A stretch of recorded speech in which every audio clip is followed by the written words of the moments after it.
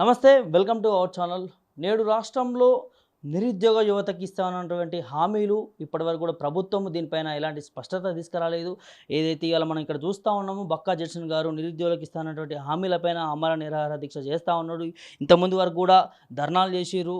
ఏదైతే ప్రభుత్వం నిర్వహించినటువంటి ప్రజావాణి కావచ్చు, లేకపోతే సీఎం క్యాంప్ ఆఫీస్ కావచ్చు, వివిధ రకాలుగా ఇలా ప్రభుత్వం ముందు అర్జీలు పెట్టుకొని విద్యార్థులను ఆగం చేయొద్దు, నిరుద్యోగులను ఆగం చేయొద్దు, నిరుద్యోగులకు ఇస్తానన్నటువంటి హామీలు ఇవ్వాలి అని చెప్పి కూడా వీరు ప్రభుత్వం పైన తీసుకొస్తా ఉన్నారు. ప్రభుత్వం అమలు చేయాలని చెప్పి కూడా కొట్లాడినా కూడా ఇప్పటివరకు కూడా ప్రభుత్వం స్పందిస్తలేదు. మరి ఇక్కడ మనం చూడొచ్చు, బక్కా జడ్సన్ ఆమరణ నిరాహార దీక్ష ఏమిటి డిమాండ్స్ ఏంటంటే గ్రూప్ 1 ప్రిలిమ్స్ ఫలితాలు 1:100 ప్రకారం ఇవ్వాలని, అదేవిధంగా గ్రూప్ 2, గ్రూప్ 3 పోస్టులు డిసెంబర్లో పరీక్షలు నిర్వహించాలని, పోస్టులు పెంచుతూ పరీక్షలు డిసెంబర్లో నిర్వహించాలని, అదేవిధంగా డిఎస్సి పరీక్షలు వాయిదా చేయాలని, మెగా డిఎస్సి టెట్ నార్మలైజేషన్ ద్వారా చేయాలని చెప్పి కూడా డిఎస్సికి సంబంధించి 25,000 పోస్టులు కూడా పెంచాలని చెప్పి కూడా ఇవాళ డిమాండ్ చేస్తూ ఉన్నారు. ఇవన్నీ వీళ్ళేదో సొంతగా కాదు, ప్రభుత్వం ఇస్తా అన్నటువంటి హామీలే ఇవన్నీ కూడా.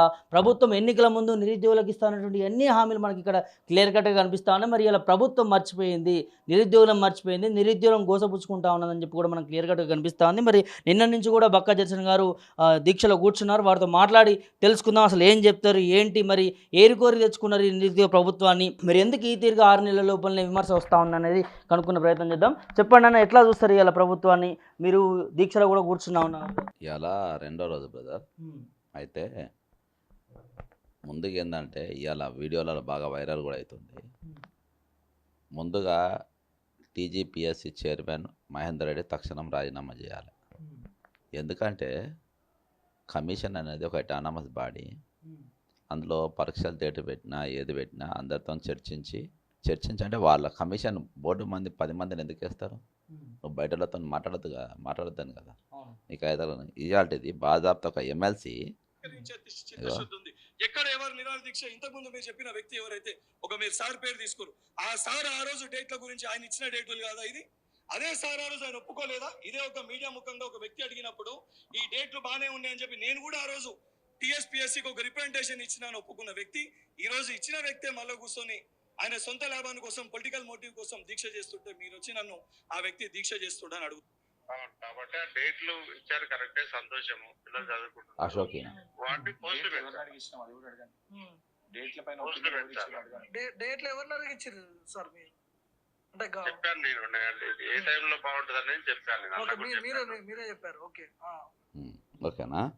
ఇవాళ డేట్లు అడగనికి వీళ్ళెవరు? బల్మూరు వెంకట్ ఏమన్నా బోర్డు మెంబరా, కమిషన్ మెంబరా? పోనీ అశోక్ ఏమన్నా మెంబరా? వీళ్ళతో డేట్లు ఎందుకు తీసుకున్నారు?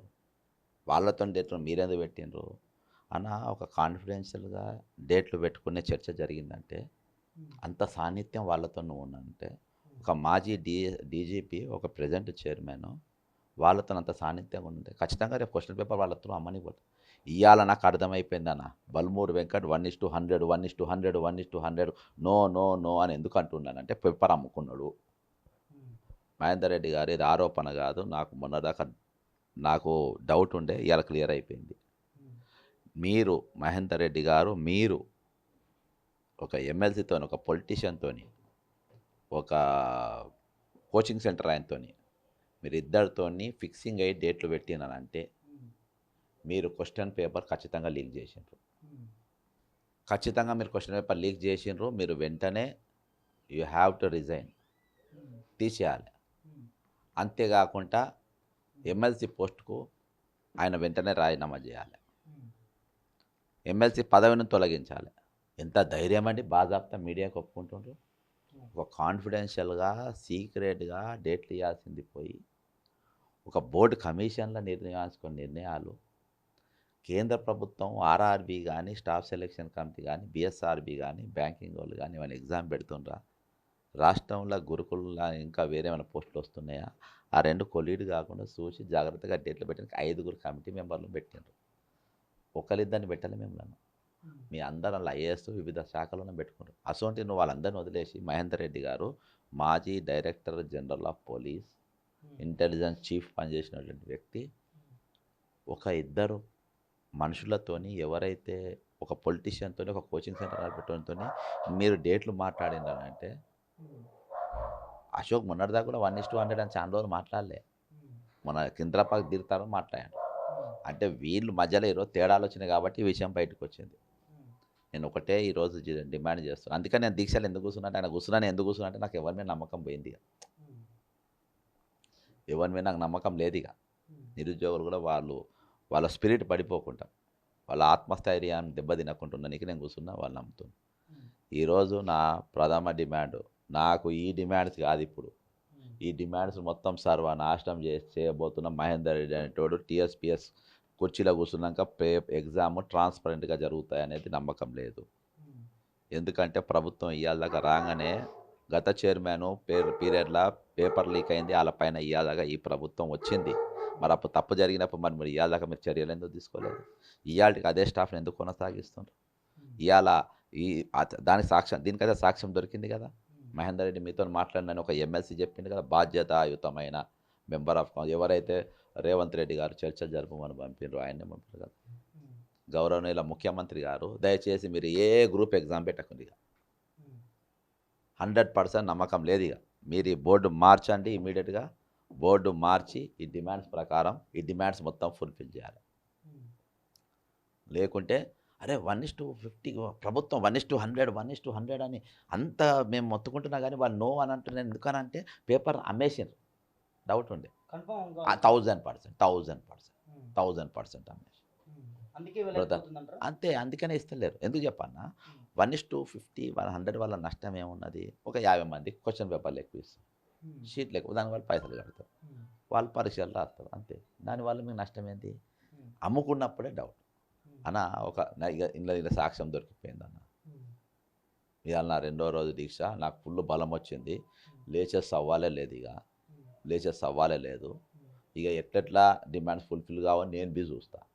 అంటే పేపర్ అమ్ముడు పోయిందని మీరు స్టేట్మెంట్ ఇచ్చేస్తా ఉన్నారు. నిజంగా ఫస్ట్సారి అదే జరిగింది, ఇప్పుడు రెండోసారి కూడా అమ్ముడు పోతా ఉందా? దీనికి ఎవరు ఉండొచ్చు అని ఉంటుంది బ్రదర్? నీట్గా బ్రదర్, నేను అందుకనే నేను పదే నేను వినిపించింది ఏంటనంటే, మీరు పదే ఎందుకు వినిపిస్తున్నానంటే మళ్ళోసారి కూడా వినిపించండి. టీజీపీఎస్సీ చైర్మన్ ఇది ఎటానమస్ బాడీ, అర్థమైందా? ఒక ఎటానమస్ బాడీ, ఆయన ఒక ఎటానమస్ బాడీకి సంబంధించిన వ్యక్తి. చిత్తశుద్ధి ఉంది. ఎక్కడ ఎవరు నిరాహార దీక్ష, ఇంతకుముందు మీరు చెప్పిన వ్యక్తి ఎవరైతే మీరు సార్ పేరు తీసుకోరు, ఆ సార్ ఆ రోజు డేట్ల గురించి ఆయన ఇచ్చిన డేట్లు కాదా ఇది? అదే సార్ ఆ రోజు ఆయన ఒప్పుకోలేదా? ఇదే ఒక మీడియా ముఖంగా ఒక వ్యక్తి అడిగినప్పుడు ఈ డేట్లు బాగానే ఉన్నాయి అని చెప్పి నేను కూడా ఆ రోజు టీఎస్పీఎస్సీకి ఒక రిప్రజెంటేషన్ ఇచ్చినాను, ఒప్పుకున్న వ్యక్తి ఈ రోజు ఇచ్చిన వ్యక్తే మళ్ళీ కూర్చొని ఆయన సొంత లాభాని కోసం పొలిటికల్. అర్థమైందా? ఇవాళ వీళ్ళతో మీరు మాట్లాడే డేట్లు ఇచ్చినట్టుగా మీరు ఎట్లుంటారు చెప్పండి? ఒక డేట్ల గురించి ఒక కోచింగ్ సెంటర్ ఆయన ఎట్లా ఇన్వాల్వ్ చేస్తారు? అంటే కోచింగ్ సెంటర్ ఆయనతో పేపర్ అమ్ముతుందా? మీరు 46 జీవోలను గొంతు కోసిండ్రు, వీళ్ళే గొంతు కోసింది. నేను మొరో అని అంటే పోయి వాళ్ళ దగ్గర పోయి ఇలా సంఖ నాకపోయిన రాదు. వాళ్ళందరికీ ఆర్డర్ కాపీలు ఇప్పించింది కూడా వీళ్ళే. వీళ్ళ దగ్గరికి ఇవాళ కూడా తిరుగుతున్నారు 46 జీవోలు. వాళ్ళ దగ్గర ఉండిప్పించి పోస్టింగ్లు ఇప్పించింది. ఇవాళ గ్రూప్ 1 సేమ్ అదే పరిస్థితిలో వాళ్ళు చేస్తున్నారు. అంటే ఒక ఇద్దరు బయటి వ్యక్తులతోని, నీ కమిషన్కు మెంబర్ కానటువంటి వ్యక్తులతోని ఈరోజు చర్చలకు ఎట్లా పంపుతారు ప్రభుత్వం ఆయనతోని వీళ్ళని అడిగి డేట్లు ఈయనట్లా పెట్టిండు మహేందర్ రెడ్డి గారు. ఇంత డేట్లు ఆయన అడిగి పెట్టినప్పుడు పేపర్ కూడా లీక్ అయ్యే అవకాశాలు ఖచ్చితంగా ఉన్నాయని నేను అంటున్నాను. కాబట్టి మహేందర్ రెడ్డి గారి నేతృత్వంలో ఇక పరీక్షలు పెట్టడానికి వీల్లేదు.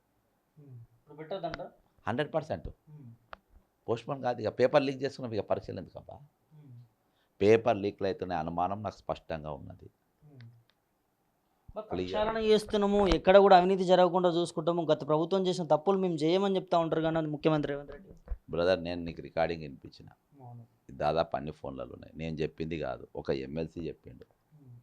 నేను అడిగి డేట్లు పెట్టినామని, నేను అడిగి ప్రశ్నాపత్రం తయారు చేసినామని అన్నట్టే కదా. నేను అడిగి ఏ క్వశ్చన్ పెట్టాలి, ఏ క్వశ్చన్ చెప్పాలి అడిగానని. గ్రూప్ 1 ఎగ్జామ్ అయింది కదా, నీవు ఇవాళ వరకు ఫైనల్కి ఎందుకు రిలీజ్ చేస్తలేవు? ఫైనల్కి ఇవాళకి ఎందుకు రిలీజ్ కాలే? ఓఎంఆర్ షీట్తోనే ఫైనల్కి పెడతారు ఇది వరకు, ఇప్పటిదాకా ఎందుకు పెట్టలే?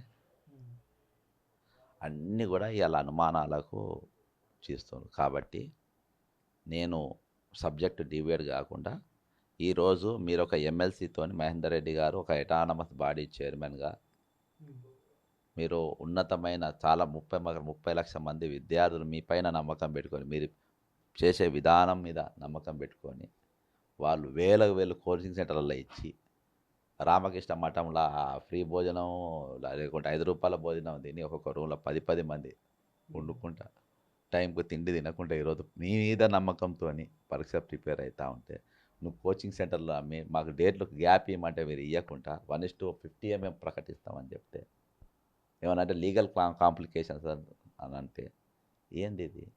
కాబట్టి మీరు దొరికిపోయినరు, రెడ్ హ్యాండ్గా మీరు పట్టుబడిపోయినరు, మీరు వెంటనే రాజీనామా చేయాలి. రేపు చలో టీజీపీఎస్ పోయేటోళ్ళు కూడా ఇవాళ పోయేటోళ్ళు రేపు పోయేటోళ్ళు ఇక మనము ఈ డిమాండ్స్ కాదు, ఫస్ట్ ఆ కమిషన్ రద్దు చేయాలి, లేకుంటే నాకు అనుమానమే. పరీక్ష డేట్లు కాన్ఫిడెన్షియల్గా జరగాల్సిన మీటింగ్ వివరాలు వాళ్ళతోని బోర్డు మినిట్స్ బాధాప్త వాళ్ళు మాట్లాడుతున్నారు, బయట వ్యక్తులు మాట్లాడుతున్నారంటే ఈరోజు వాళ్ళ కమిషన్తో సంబంధాలు లేని వ్యక్తులు మాట్లాడుతున్నారంటే నాకు అందుకని అంత డ్రామాని ఎన్నిసార్లు మొత్తుకోను, ఈ డ్రామా అని చెప్పి ఎన్నిసార్లు మొత్తుకోను. ఇవాళ వాళ్ళు దొరికిపోయినారు కాబట్టి వెంటనే ఈ హ్యావ్ టు రిజైన్ చేయాల్సిందే. ఇక మహేందర్ రెడ్డి గారు రిజైన్ చేయాలి, అదే నా డిమాండ్. ఇంకోటన్నా నిన్నటి వరకు 8 రోజుల వరకు దీక్ష చేసినటువంటి మోతిలాలు ఒకటేసారి దీక్షను విరమించుకోవడము దీనిపైన అనేక విమర్శలు వినిపిస్తూ ఉన్నాయి, ఏం చెప్తారన్న? బ్రదరు సరే ఏమున్నా కానీ కూర్చున్నాక ఒక ఊపు వచ్చింది, ఆ ఊపు చాలు. నాకేంటంటే వాళ్ళ కుటుంబస్తు సూర్యాపేట, వాళ్ళ తండ్రి చనిపోయిందని చెప్పి నేను విన్నా. వాళ్ళ ఫ్యామిలీని కొంచెం బెదిరించిండ్రు, నీ కొడుకు చచ్చిపోతాడు ఇవాళకి 8 రోజులు అది ఇది అని చెప్పేసి చేసింది. కాబట్టి ఆయనతో రిజిగ్నేషన్ చేయించిండ్రు, మన విత్డ్రా చేయించిండ్రు. యాగిటేషన్ అనేది ఒకటి. ఇది ఏదేమైనప్పటికీ విద్యార్థులు ఆ దీక్షతోని నేను నాది దీక్ష ప్లాన్ లేకుండే, నాది వేరే ప్రోగ్రామ్ ఉండే. అంటే మామూలుగా బంద్లో పాల్గొనకి మేము 150 మంది కింద గ్యాదర్ అయ్యి చేస్తూ ఉంటే నాకు ఈ సమాచారం రాగానే దీక్షకు పెట్టుకున్నాను. పోలీసు కూడా అడ్డుకున్నారు, బయటకు పోకుండా దీక్షకు పెట్టుకున్నా. ఇక అందరిని అరెస్ట్ చేసి దోమలు కూడా పోలీస్ స్టేషన్లో పెట్టినప్పుడు అప్పుడు డిసైడ్ అయినా నేను ఖచ్చితంగా వీళ్ళు ఆత్మన్యూన్యతలో పోవద్దు. ఇక దీక్ష చేసేవాడే మోసం చేస్తే ఎట్లా చెప్పు, దీక్ష చేసేవాడు మోసం చేస్తుంటే ఎట్లా చెప్పు. కాబట్టి ఇక అట్లా జరగద్దు, ఖచ్చితంగా మనము ఇది చేయాల్సిందే అని చెప్పి. ఇవాళ అశోక్ సారే డేట్లు ఇచ్చినామని చెప్పి మనం క్లియర్ కట్గా కనిపిస్తా అని చెప్తేనే బలమూరి వెంకట కూడా చెప్పిన నేపథ్యం చూస్తా ఉన్నాం. మళ్ళీ అశోక్ సార్ ఇవాళ మళ్ళీ దీక్షలో కూర్చున్నాడు, ఎట్లా చూస్తారు సార్ దీన్ని? నేను చెప్తున్నా కదా డ్రామాని, నేను అందుకని ఒక వీడియో కూడా రిలీజ్ చేసిన. ఇప్పుడు కానీ నేను పదే ముందుకెళ్ళి చెప్తున్నా, బ్రదర్ నేను పెద్ద స్కామ్లు దొరకబట్టినా ఇది నేను పట్టుకోలేను వీళ్ళను. రేపు ఎమ్మెల్సీ ఎలక్షన్ స్కామ్ కూడా నేను త్వరలో 10-15 రోజులలో బయట పెడతా. స్కామ్ అంతా అర్థమైందా? ఆ ఎన్నికల స్కామ్ పెడతా. ఇప్పుడు ఇలా టాబ్లెట్ డైవర్ట్ కావద్దని నేను దాన్ని వాయిదేసిన. అర్థమైందా? అది ఎట్లా జరిగింది ఏంది మొత్తం చెప్తా, బట్టలు ఊసిపోవాలి. అర్థమైందా? ఇవాళ వీళ్ళు అందరు కలిసి నిరుద్యోగుల మీద బతుకుతున్నారు. 46 జీవో ఎవరికైనా ఆర్డర్ ఇస్తున్నారు, ఇంట్లో కూడా ట్రాన్సాక్షన్స్ నడిచినాయి. అర్థమైందా? ముఖ్యమంత్రి రేవంత్ రెడ్డి గారికి నేను విజ్ఞప్తి చేస్తుంది ఏంటంటే మీరు వెంటనే బోర్డు కమిషన్ రద్దు చేయాలి. ప్లస్ ఇమీడియట్గా మీరు నా మీద క్రమశిక్షణ యాక్ట్ కాదు, ఇవాళ మీడియా ముందు ఒప్పుకున్నాడు, మీడియా ముందు వీడియో ముందు ఒప్పుకున్నాడు. కాబట్టి now he has to resign. మీరు చర్యలు చేపట్టకుంటే ఇది ఏమైనా మీ డైరెక్షన్ నడుస్తుందా అనే అనుమానం వస్తుంది. ఆ అనుమానం రాకముందే, ఎందుకంటే నిరుద్యోగ సమయం వాళ్ళ పుణ్యాన ఇవ్వాల, నువ్వు కానీ మీ మంత్రులు కానీ మీరందరు ఇవాళ చల్లగా కూర్చున్నారంటే ఓన్లీ బికాజ్ ఆఫ్ అన్ఎంప్లాయీస్. కాబట్టి మీరు ఇక ఎటు పోకుండా మీరు వెంటనే బోర్డు రద్దు చేసేసేయాలి, ఇమ్మీడియట్గా చేయాలి. తర్వాత ఈ డిమాండ్స్ మీరు ఫుల్ఫిల్ చేయాలి. కానీ ఇప్పుడు క్వశ్చన్ పేపర్ లీక్ కాలేదు అని మీరు చెప్పినా నమ్మే పరిస్థితి లేదు. పేపర్ ఇక అవసరం లేదు, ఇక రిజల్ట్ అవసరం లేదు, ఇక రిజల్ట్ ఇక నమ్మకం లేదు, నమ్మకం లేదు. ఇప్పుడు వాళ్ళు 1:50 మన ఒక బ్యాచ్ తిప్పుతుందంటే వాళ్ళకి కొంతమంది పేపర్ ఇవ్వచ్చు. కొంతమంది బ్రదర్ నా దగ్గర 85 మార్కులు వచ్చిన పిల్లలు ఉన్నారు. 1:10 పెట్టినా వాళ్ళకి వస్తుంది, అయినా కానీ వాళ్ళు 1:100 అడుగుతుంటారు. ఖచ్చితంగా 1:50 అని అంటే ఏదో మామూలు జరిగింది. అది బల్మూరు వెంకట్ అంత ఇంట్రెస్ట్గా పట్టుకున్నంటే నాకేసినట్టే. ఇవన్నీ ఏం కేసులు 420 కేసులు కాదు బ్రదర్ ఇది. కాబట్టి ఇవాళ దొరికిపోయింది, ఇక ఛాన్స్ లేదు. ఇప్పుడు మన ఫోకస్ అంతా mister Ashok and mister Balmoor Venkat, Mahender Reddy, వీళ్ళ మీద మన ఫోకస్ ఉండాలి. వీళ్ళకు కమిషన్కు సంబంధాలు లేకుండా బయటకు తీయాలి. నిస్వార్థమైన చిత్తశుద్ధి గలటువంటి వ్యక్తిని తీసుకొని వచ్చి టీజీపీఎస్సీ చైర్మన్గా అక్కడ కూర్చోబెట్టాలి. కాబట్టి అది మా డిమాండు. వెంటనే మాత్రము ఈ ముగ్గురి పైన మాత్రం ఖచ్చితంగా యాక్షన్ తీసుకోవాలి. వాళ్ళు డేట్ ఎట్లా ఇచ్చిండ్రు, వీళ్ళు ఎట్లా సలహా అడిగారు. జీవితాలతో ఆడుకుంటున్నారు బ్రదర్, జీవితాలతో ఆడుకుంటున్నారు. మొన్న సంగీత ఈ డేట్ తట్టుకోలేక సంగీత అనే అమ్మాయి చనిపోతే మీడియాకు రాకుండా చేసిండ్రు. బాధతో లెటర్ రాసి చచ్చిపోయింది ఆమె, ఆత్మహత్యకు ఒత్తిడి కారణమని. ఇంత మొండిగా ఎందుకు పోతున్నానంటే